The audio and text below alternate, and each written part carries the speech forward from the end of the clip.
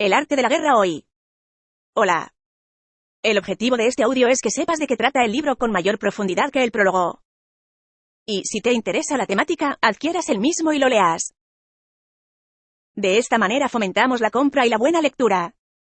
En este caso puedes descargar el resumen de manera gratuita del autor en https://www.lidersumaries.com/ver-resumen/el-art. El arte de la guerra hoy. Por Eric Ries. Introducción.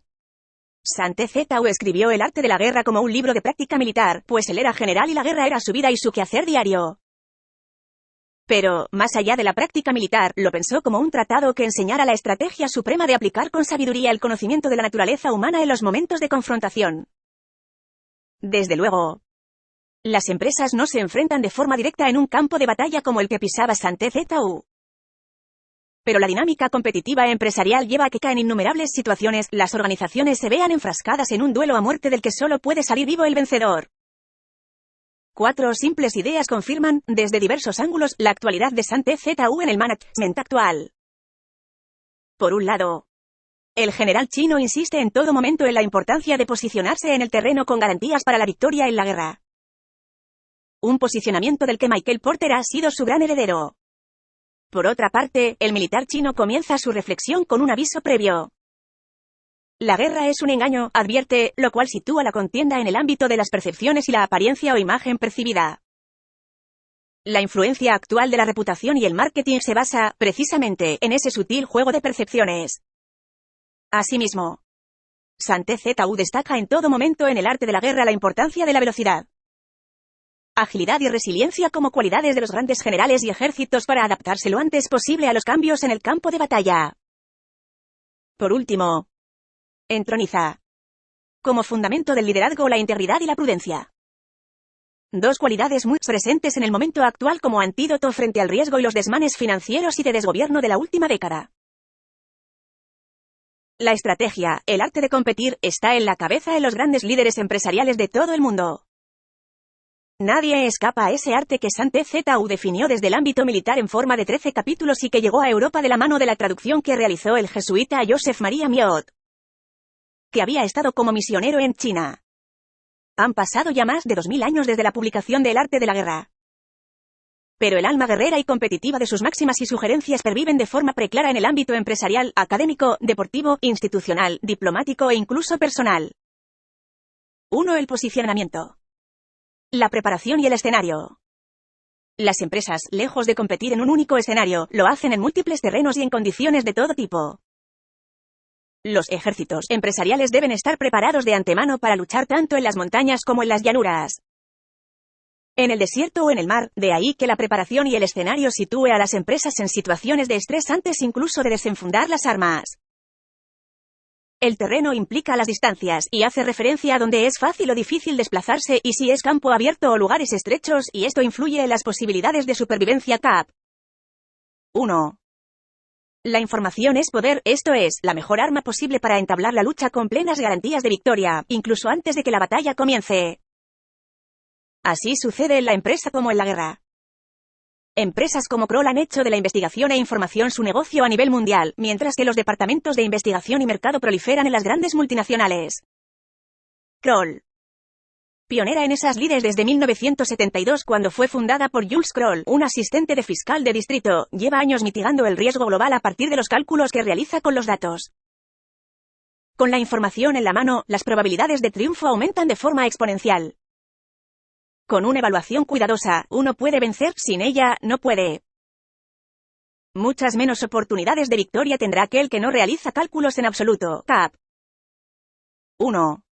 Información y estrategia van, por tanto, de la mano a la hora de hacer frente a la competencia. Pues la información comienza por el análisis minucioso de las propias fortalezas y debilidades y, por ende, oportunidades y amenazas, como expone Michael Porter en la matriz del DAFO, SWOT. Solo con un análisis exhaustivo de todos los elementos, la información aportará valor estratégico a la propia estrategia en sí. Una operación militar significa un gran esfuerzo para el pueblo. Así pues, fallar al conocer la situación de los adversarios por economizar en aprobar los gastos para investigar y estudiar a la oposición es extremadamente inhumano. Y no es propio de un buen jefe militar. Cap. 13. Es esencial bajar del caballo y escudriñar el terreno, por si existen tropas escondidas para tenderte una emboscada. También podría ser que hubiera espías al acecho observándote y escuchando tus instrucciones y movimientos. Cap. 9. Vencer de antemano. Los océanos azules. La mejor victoria es vencer sin combatir. Cap. 1. La pregunta que asalta a partir de esta afirmación de Sante Zeta es obvia. ¿Cómo se va a vencer en una guerra sin combatir? La auténtica victoria, responde el general, se consigue cuando la empresa no lucha, o no se ve obligada a hacerlo, porque ya ha vencido de antemano. El propio Sante Zeta analiza la radicalidad de esta no batalla. Un verdadero maestro de las artes marciales vence a otras fuerzas enemigas sin batalla. Conquista otras ciudades sin asediarlas, les corta los suministros o bloquea su camino, sin emplear mucho tiempo. En la guerra, la mejor política es la de tomar el estado intacto, aniquilarlo solo tiene sentido como mal menor. Cap. 3. Así pues, los buenos guerreros toman posición en un terreno en el que no pueden perder, y no pasan por alto las condiciones que hacen a su adversario proclive a la derrota. En consecuencia, un ejército victorioso gana primero y entabla la batalla después, un ejército derrotado lucha primero e intenta obtener la victoria después. La guerra más excelente es aquella que permite derrotar al enemigo sin librar una sola batalla. Cap. 4. Las empresas, influidas por las teorías competitivas de Porter, han tendido siempre a concebir la estrategia desde el punto de vista bélico. El propio lenguaje de la estrategia está ampliamente imbuido de referencias militares: Chief Executive Officers, Headquarters, tropas en primera línea, de fuego, etc. Bajo este prisma, toda la estrategia se basa en la confrontación frente a un oponente en un campo de batalla o terreno limitado, lo cual niega a la estrategia la auténtica capacidad que posee: crear un nuevo espacio de mercado que no tenga contestación alguna. Tal ha sido la influencia bélica de Sante Zeta. Que casi todas las empresas han luchado y se han desangrado en océanos rojos en lugar de los océanos azules. Según la analogía establecida por los autores Chan Kim y René Maboerregen en su libro La estrategia del océano azul, porque las empresas, por el militarismo de la guerra, imaginaron su estrategia con sangre y muerte, no con vida, como indica realmente Sante Zeta. La teoría de los océanos azules se ha basado en líneas generales en el caso exitoso del Cirque du Soleil, que, desde su nacimiento en Quebec en 1984, ha cambiado de forma radical la forma de entender el circo. Chan Kim y René Maboerregen han dedicado muchas páginas a desentrañar las claves del éxito del Circo del Sol. Entre ellas, crear una nueva demanda en forma de público mayores frente a niños, espectáculo más próximo a Broadway que al circo tradicional y experiencia de uso que combina danza, teatro, música, malabarismo.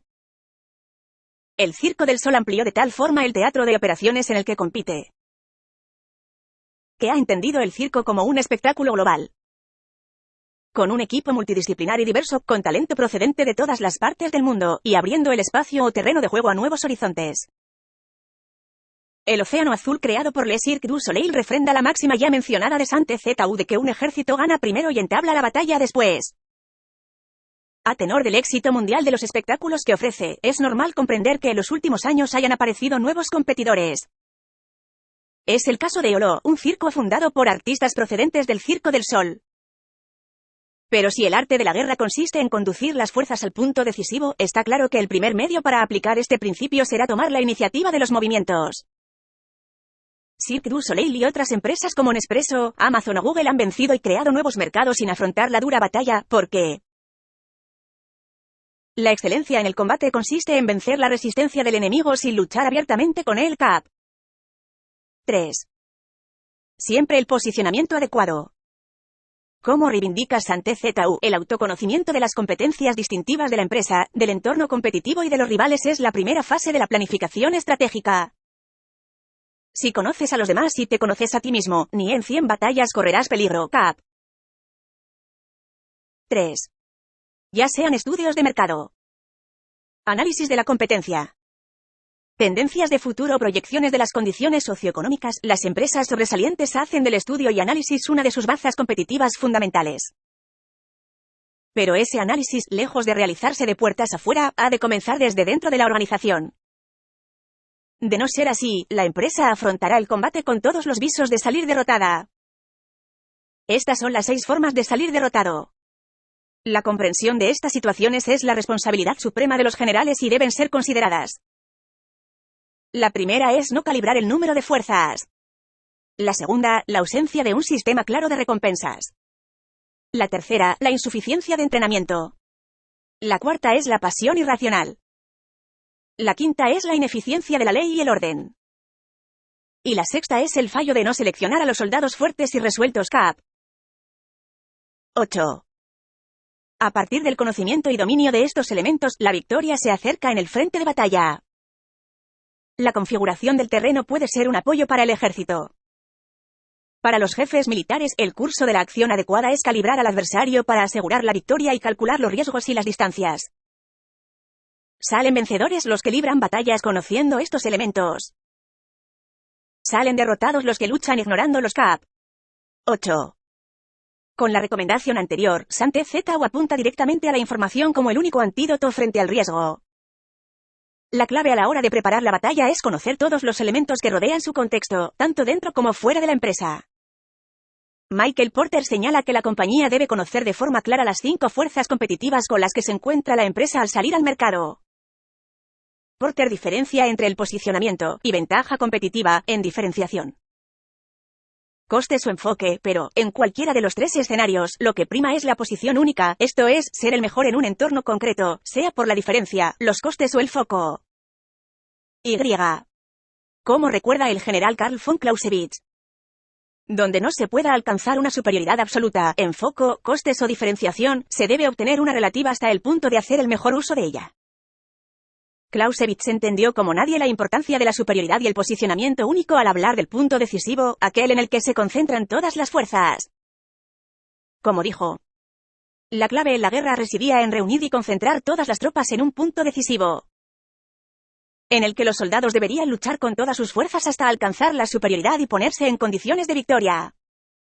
En el caso de Zappos, si la excelencia en el trato al cliente es la máxima de la compañía, el punto decisivo radica en la profesionalidad de los empleados que atienden a esos clientes, y por ello la empresa puso desde el inicio todo el énfasis en ese punto decisivo. La selección de los mejores vendedores. El fundador de Zappos, Tony Hsieh, describe la trascendencia de ese punto decisivo. El año pasado, 2009, 25.000 personas se presentaron para trabajar con nosotros, pero solo contratamos a 250. Alguien me dijo que estadísticamente, es más difícil conseguir un trabajo en Zappos que ser admitido en Harvard. Zappos ha definido desde el inicio el punto decisivo de la empresa, un punto inherente a la cultura corporativa de la empresa. 2. La percepción. La victoria puede ser percibida, pero no fabricada. Cap. 4.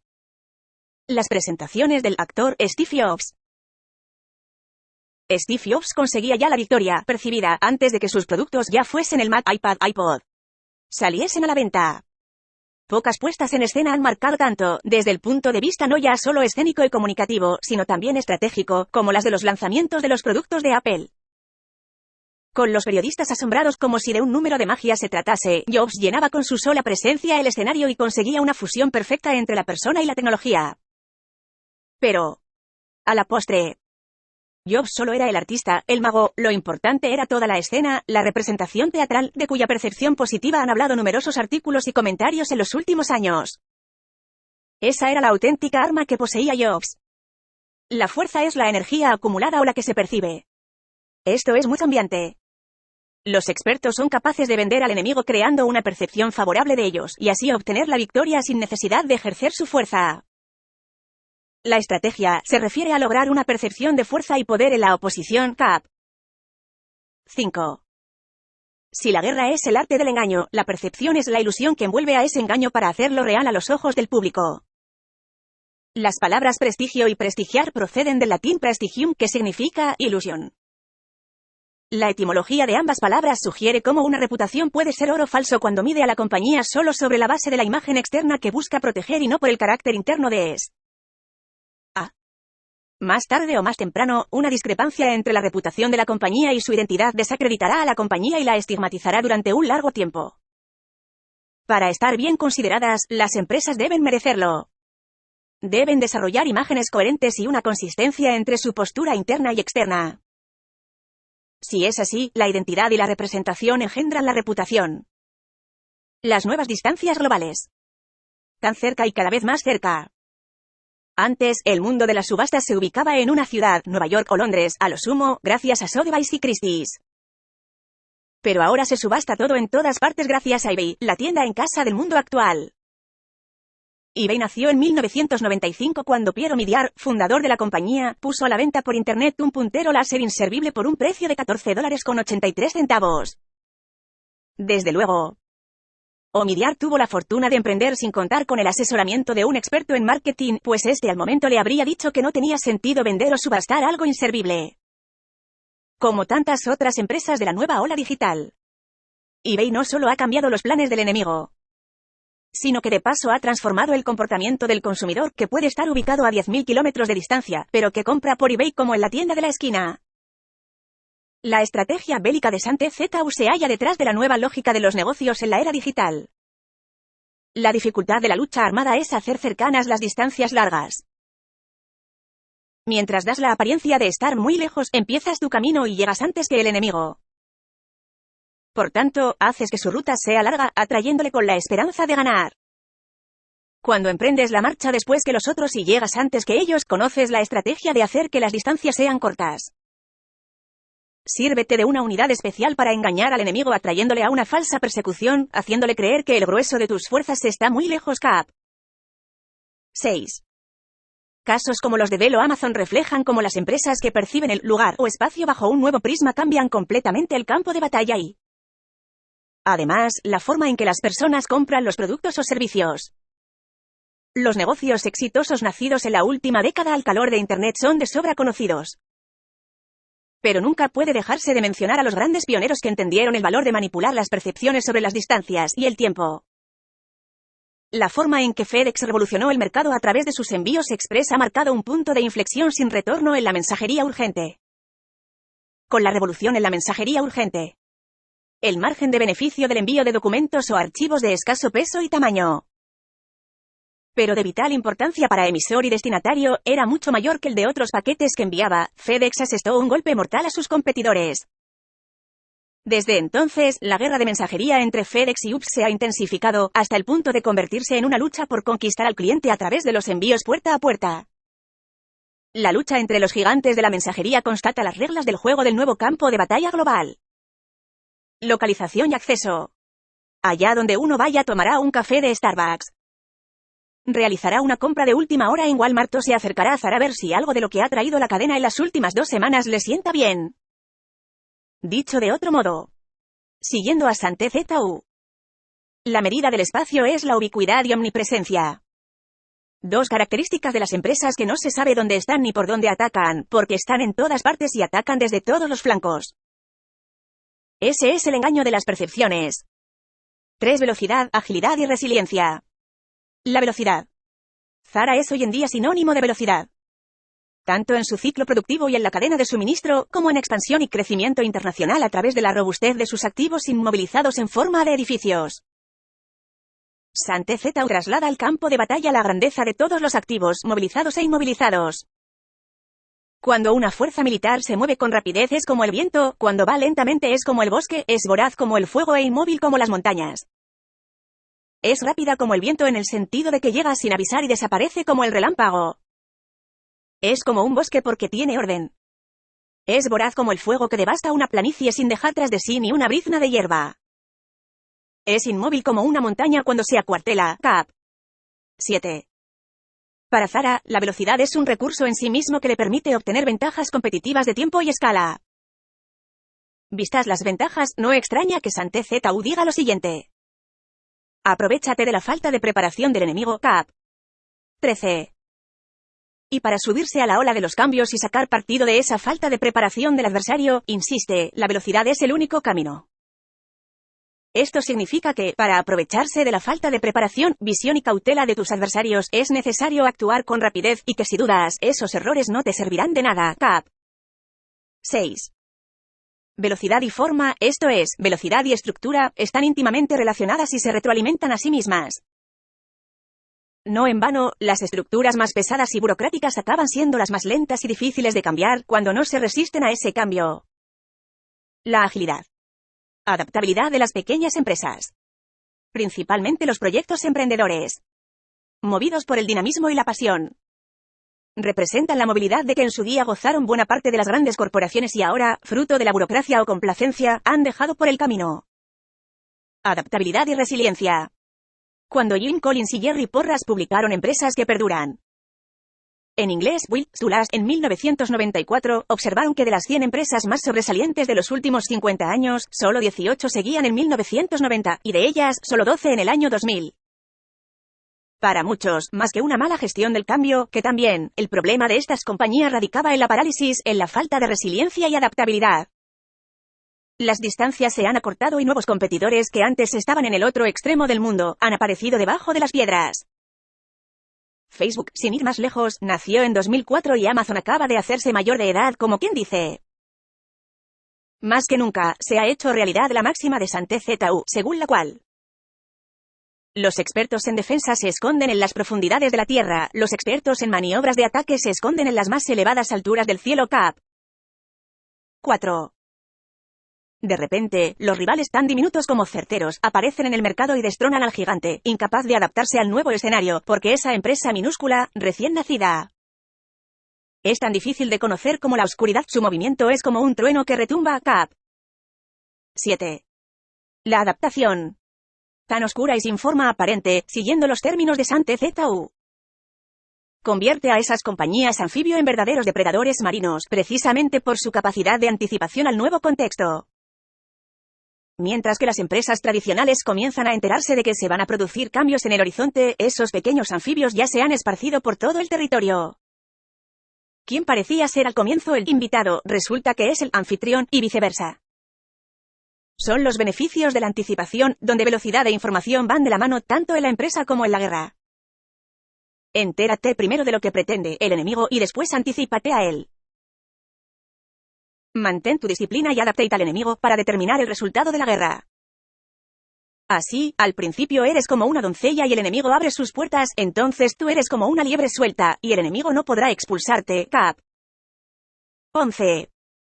La adaptabilidad y la resiliencia suponen cambio, pero, más allá del mero cambio, implican una reinvención de los límites hasta entonces conocidos del espacio de juego. Las empresas resilientes se amoldan con soltura a las turbulencias del mercado. Pues su no forma, su estructura esponjosa y moldeable, permite que mute en todo momento en función de las necesidades de la compañía. Así, la empresa resiliente tiende a expandirse sin límite. Adaptabilidad y resiliencia suponen, y unen, por tanto, velocidad y espacio, porque a mayor velocidad y agilidad, más se expande el efecto del ataque. 4. Liderazgo. Cambiar o morir. La muerte y la alerta sobrevolaron la cordillera de los Andes el 13 de octubre de 1972 cuando el Fairchild 571 se estrelló en pleno vuelo. A bordo viajaban 45 personas. La mayor parte de las cuales era integrante de la primera división del equipo de rugby amateur del Old Christians Rugby Club, exalumnos del Colegio Irlandés de los Hermanos Cristianos, en Montevideo. Tras días de búsqueda, el Servicio Aéreo de Rescate chileno los dio por muertos. 62 días después, 2 jóvenes harapientos y esqueléticos surgieron de repente de las proximidades del Valle de los Maitenes, tras una caminata inverosímil de 10 días. Fue la resurrección de los héroes de la tragedia de los Andes. Mucho se ha escrito y analizado sobre las lecciones de heroísmo, liderazgo y espíritu de equipo de aquella aventura sobrehumana. Desde el frío helador hasta la falta de alimentos, toda la escena en sí es superación en grado sumo. Pero, por encima de todo, estaba el instinto de supervivencia, de cambio, incluso de misión e identidad humana. Cada uno de mis compañeros tenía un motivo tan poderoso o más fuerte que el mío que lo impulsaba a tragar el primer bocado. Dejamos de ser aquellos jóvenes alegres para transformarnos en esos seres antiguos. Jóvenes viejos, estigmatizados por la antropofagia, para bajar y seguir bajando hasta descubrir que el límite no tiene fondo, rememora Roberto Canessa. La muerte alimentó el ansia y amor por la vida, y la vida provocó el cambio, vital, como sucede en las operaciones de combate más arriesgadas. Incluso las personas que se tienen antipatía, encontrándose en el mismo barco, se ayudarán entre sí en caso de peligro de zozobra. Es la fuerza de la situación la que hace que esto suceda. Cap. 2. Los héroes de los Andes habían aprendido en el mejor campo de batalla, el rugby, un deporte que une caballerosidad y fortaleza, como recuerda Tintín Vicintín. El rugby te enseña a sufrir. Y el puesto en el que yo jugaba. El pilar te enseña a empujar, a no desfallecer, a golpearte, una vez, 2 y 100 veces contra la pared, que es el pilar contrario, generalmente un tipo cuadrado de más de 100 kilos. Y cuando no puedes más tienes que seguir, porque el límite de tu esfuerzo siempre es flexible y puede estirarse un poquito más. Te acostumbras a que ese esfuerzo suplementario sea tu condición natural. Desde el momento del accidente me impuse un objetivo, que proviene del rugby. Si me iba a morir, si nos íbamos a morir, lo haríamos actuando, dando más de lo que podíamos. Cuando Lord Gerstner hizo bailar a un elefante moribundo. Morir de pie, antes que rendirse, fue lo que llevó a Lord Gerstner a hacer bailar a un elefante moribundo y cadavérico como IBM. En 1990, IBM era la segunda compañía más rentable del mundo y estaba completando su transformación interna para consolidar su posición de cara a la próxima década. Pero, en el primer trimestre de 1991, la situación se truncó de forma súbita y la compañía entró en pérdidas. El ataque, o suicidio, había llegado sin previo aviso antes de que la dirección de IBM avistase la sombra de ese enemigo en el horizonte. Por esto, no basta con depositar la confianza en caballos atados y ruedas fijadas. Se atan los caballos para formar una línea de combate estable, y se fijan las ruedas para hacer que los carros no se puedan mover. Pero, aún así, eso no es suficientemente seguro ni se puede confiar en ello. Cap. 2. En 1993, Lord Gerstner se puso al frente de IBM. Y obró el milagro. En 1995, IBM volvía a entrar en ganancias. Un rotundo, nunca más. Llenó entonces el silencio que durante varios años había presidido la compañía. Existen pocos casos tan conocidos y estudiados en las escuelas de negocios de todo el mundo como el de IBM. Quizá porque la magnitud de la resurrección del gigante informático apenas se encuentra parangón. Para impulsar el cambio, Gerstner comenzó a favorecer y gratificar el trabajo en equipo para promover el consenso entre todos los empleados. Ya que la cultura corporativa de la compañía había fomentado la competitividad interna. Además, el nuevo CEO instó a la plantilla a dejar a un lado el perfeccionismo obsesivo y apostar por la velocidad, por hacer las cosas rápido. Ese nuevo ímpetu debía ser el pegamento y el ADN de toda la organización en un momento crítico. Cuando un ejército tiene la fuerza del ímpetu, incluso el tímido se vuelve valiente. Cap. 5. Los supervivientes de los Andes crearon un espacio de supervivencia en medio de la montaña helada. Gerstner e IBM lo hicieron en medio de las pérdidas millonarias y del cambio del sector. El ímpetu es la misión, la guía, el mapa, el regreso a la vida al filo de la muerte. Cuando hay entusiasmo, convicción, orden, organización, recursos, compromiso de los soldados, tienes la fuerza del ímpetu y el tímido es valeroso. Así es posible asignar a los soldados por sus capacidades, habilidades y encomendarles deberes y responsabilidades adecuadas. El valiente puede luchar, el cuidadoso puede hacer de centinela, y el inteligente puede estudiar, analizar y comunicar. Cada cual es útil. Cap. 5. En el caso de IBM, el cambio impulsado por Gerstner transformó una compañía informática en una consultora especializada en el sector IoT. Lo hizo desde el terreno mortal y con el sentido de urgencia que se requería. Y más tarde dedicó el libro sobre el cambio estratégico que protagonizó al frente de IBM a los miles de trabajadores de IBM que nunca tiraron la toalla y nunca abandonaron a su empresa. El ímpetu que imprimió el directivo a la organización en un momento crítico estimuló a los empleados de la multinacional a dar lo máximo para salvar la empresa. El líder está obligado a recompensar o premiar el comportamiento sobresaliente, un comportamiento que logra las victorias rápidas en reconocimiento y retribución. Así lo entendió Lord Gerstner a la hora de retribuir el desempeño, cumplimiento de los compromisos personales de sus empleados en IBM. Cuando el ejército está estrictamente disciplinado. Hasta el punto en que los soldados morirían antes que desobedecer las órdenes. Y las recompensas y los castigos merecen confianza y están bien establecidos cuando los jefes y oficiales son capaces de actuar de esta forma, pueden vencer a un príncipe enemigo corrupto. Cap. 12. La llamada de atención de Santezeu sobre la recompensa, o avaricia. Si el directivo obvia esa gratificación, pone de relieve la importancia estratégica y humana del reconocimiento en la estrategia de dirección de personas. Los estudios de las principales consultoras de capital humano coinciden en señalar la falta de reconocimiento como el aspecto que más lamentan o afean los profesionales de sus respectivos jefes. Para aquellos, ese reconocimiento es la contraparte del compromiso. Ahora bien, la equidad y justicia en la retribución exigen de forma paralela la reprimenda. Si el objetivo no se cumple, pues tampoco podrán ser empleados si no se lleva a cabo ningún castigo, incluso después de haber obtenido su lealtad. Cap. 9. Por tanto, las recompensas no deben utilizarse solas, ni debe confiarse solamente en los castigos.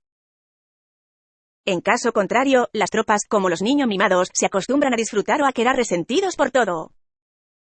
Esto es dañino y los vuelve inservibles. Cap. 10. Coraje a través del arte de la prudencia. Sante Zetau resume el liderazgo como un arte marcial y también civilizado, que une tanto pasión y determinación como compasión y templanza. Dos extremos tan alejados como necesitados de la otra parte para evitar, de paso, que el compromiso de los empleados degenere en desidia. Cuando existe un sentimiento subterráneo de aprecio y confianza, y los corazones de los soldados están ya vinculados al mando, si se relaja la disciplina, los soldados se volverán arrogantes y será imposible emplearlos. Por lo tanto, dirígelos mediante el arte civilizado y unifícalos mediante las artes marciales. Esto significa una victoria continua. Arte civilizado significa humanidad y artes marciales significan reglamentos. Mándalos con humanidad y benevolencia, o unifícalos de manera estricta y firme. Cuando la benevolencia y la firmeza son evidentes, es posible estar seguro de la victoria. Cap. 9. El carácter tímido y reservado ha rodeado a conocidos altos directivos en los últimos tiempos, como Steve Jobs, Tim Cook o Amancio Ortega. Esa timidez o exceso de celo sobre la propia intimidad no dejan de ser, en el fondo, muestras concretas de esa actitud de prudencia que solicita Sante Zetau. Desde la prudencia hay que entender, entonces, la reflexión que realiza el general chino sobre los que pueden ser denominados líderes prudentes, en contraposición con los líderes ignorantes.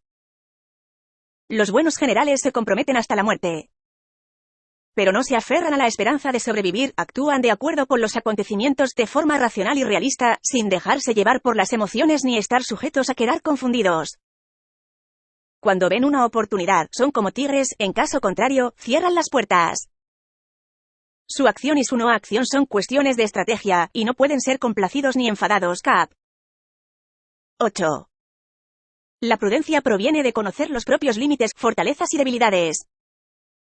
El general chino se acerca y adelanta a la inteligencia emocional. Hacerte invencible significa conocerte a ti mismo. Aguardar para descubrir la vulnerabilidad del adversario significa conocer a los demás. Cap. 4.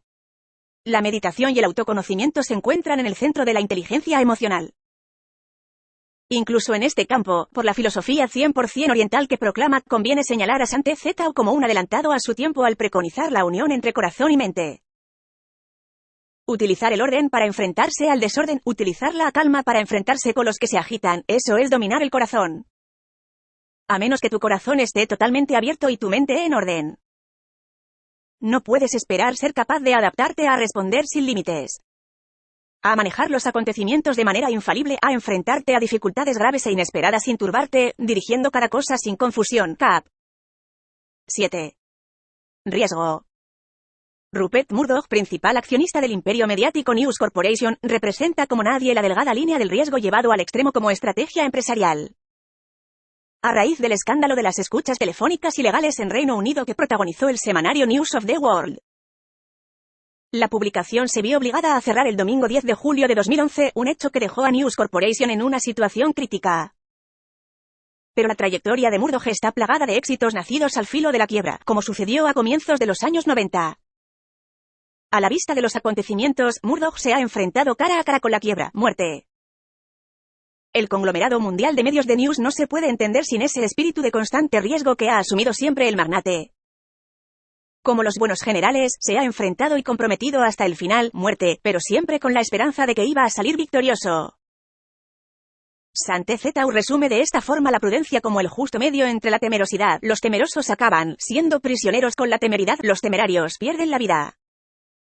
El general chino proclama la necesidad de líderes prudentes, atemperados, templados y desapasionados, frente a la turbación de los líderes demasiado emocionales cuyo apasionamiento acaba siendo irracional, por iracundo. Un gobierno no puede movilizar un ejército por ira, y los jefes militares no deben provocar la guerra por cólera. Actúa cuando sea beneficioso, en caso contrario, desiste. Cap. 12. La desmesura en el riesgo de los últimos años ha tenido como consecuencia que las actitudes o directivos prudentes hayan quedado en segundo plano. Pero, precisamente por esa desmesura sin control, la prudencia como valor directivo, sobre todo entendida como templanza y criterio, cotiza al alza. Unidad de gestión y calidad directiva. La impronta de directivos como Steve Jobs o Ed Keller en sus respectivas empresas ha hecho que su propia figura y acción, su estilo de management, se hayan convertido en cultura corporativa. Como ha dicho Warren Bennis, con esa forma de actuar han sabido configurar una unidad de gestión entre sus tropas, unidad conformada por 4 ejes. Gestión de la atención, gestión del significado, gestión de la confianza y gestión de uno mismo. Esa unidad de gestión, unidad de mando, como se denomina en el mundo militar, exige ante todo, según Sante Zhu, disciplina, que comienza por el propio líder. En la medida en que el resto de los mandos adquieran y asuman como propia esa disciplina, esta definirá la calidad directiva de todo el mando. ¿Cómo explica Sante Zhu? La disciplina ha de ser entendida como la organización del ejército. Las graduaciones y rangos de los oficiales, la regulación de las rutas de los suministros y la provisión de material militar al ejército. Estos 5 factores fundamentales han de ser conocidos por cada general. Aquel que los domina, vence, aquel que no, sale derrotado. Por tanto, al trazar los planes, han de compararse los siguientes 7 factores, valorando cada uno con el mayor cuidado. ¿Qué dirigente es más sabio y capaz? ¿Qué comandante posee el mayor talento? ¿Qué ejército obtiene ventajas de la naturaleza y el terreno? ¿En qué ejército se observan mejor las regulaciones y las instrucciones? ¿Qué tropas son las más fuertes? ¿Qué ejército tiene oficiales y tropas mejor entrenadas? ¿Qué ejército administra recompensas y castigos de forma más justa? Cap. 1. No basta, por tanto, contar con el mejor general. Por mucho que éste sea el mejor, si los capitanes, comandantes y tenientes no dan la talla, la visión y dirección estratégica del general será mal entendida o ejecutada por aquellos. Los espías del talento. Sante Zhu intuye desde el primer momento que la lucha por los mejores es una de las batallas paralelas que puede decidir el destino final de la guerra.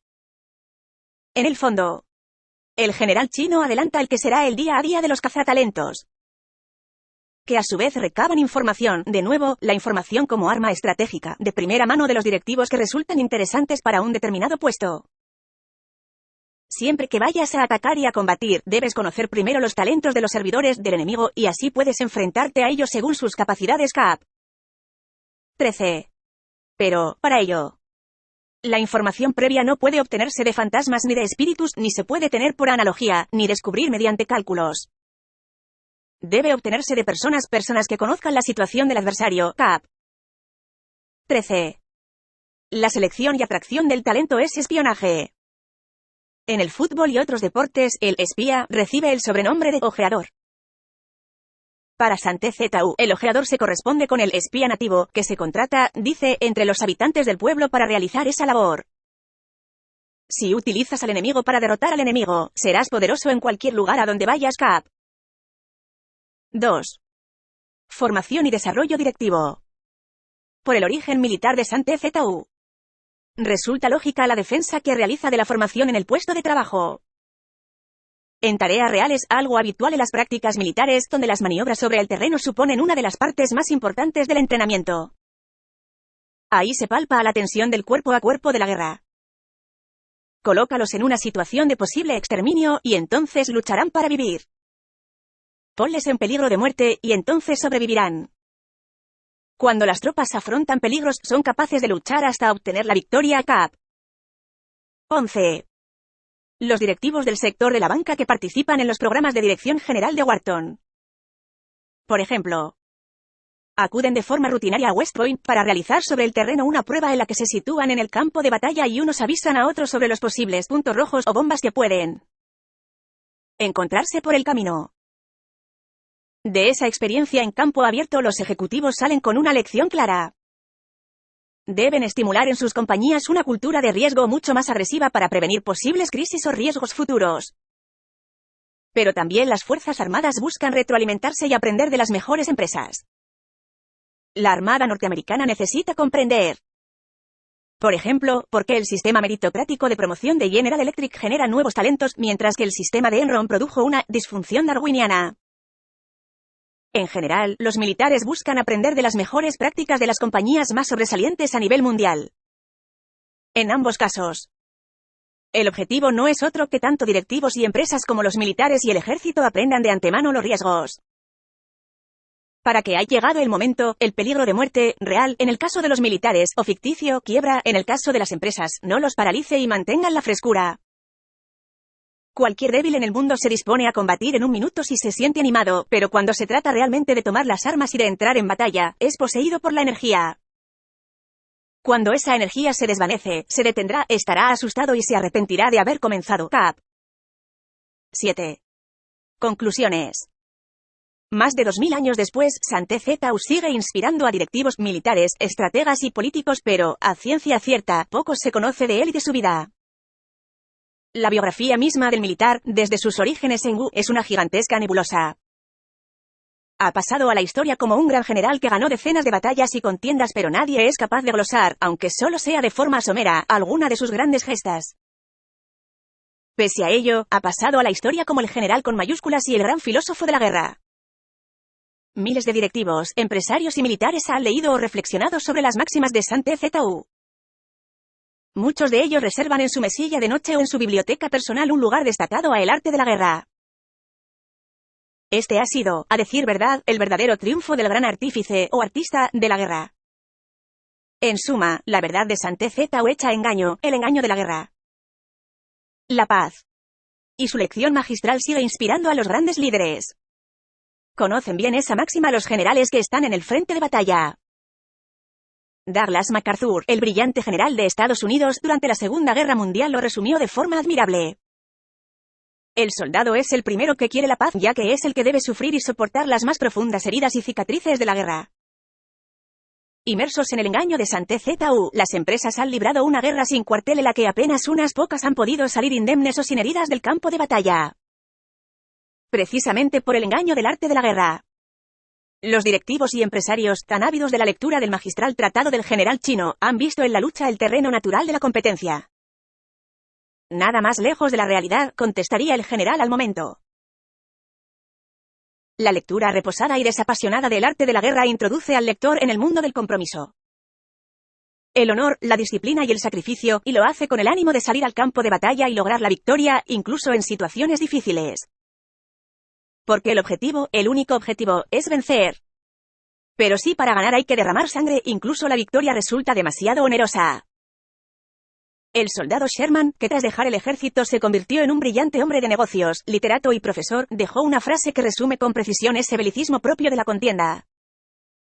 Hay muchos chicos aquí que piensan que la guerra es todo gloria, pero, chicos, es un auténtico infierno. Podéis transportar este aviso a las generaciones venideras. Pienso que la guerra es un horror. El arte de la guerra. Pese a que haya influido tanto en la visión teórico-empresarial de la estrategia, adelanta la importancia de las alianzas y colaboraciones, y toda la historia militar está repleta de alianzas, ententes y acuerdos, pero siempre con el mismo objetivo. Ganar, aunque en realidad, insiste el general, la mejor victoria es que se obtiene sin derramar una gota de sangre, como sucede en los océanos azules. Ya lo dice Santé Zetau. El supremo arte de la guerra es someter al enemigo sin combatir. Larga vida al general que lleva más de 2000 años de triunfo. Esa es la verdad de la guerra y la empresa para miles de directivos, empresarios y emprendedores. Recuerda suscribirte. Si te gustó, dale me gusta. Si no te gustó, dale no me gusta. Puedes comentar o criticar, pero recuerda que esto es una red masiva, así que te pediré palabras apropiadas y respetuosas. Gracias por escuchar y compartir.